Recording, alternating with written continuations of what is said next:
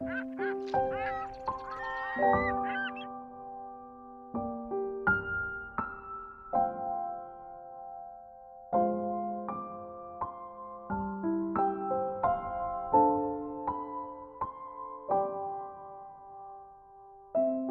species which calls the West Coast home, and unfortunately there really aren't very many of them left in the wild, so anything we can do to help would be greatly appreciated. Just a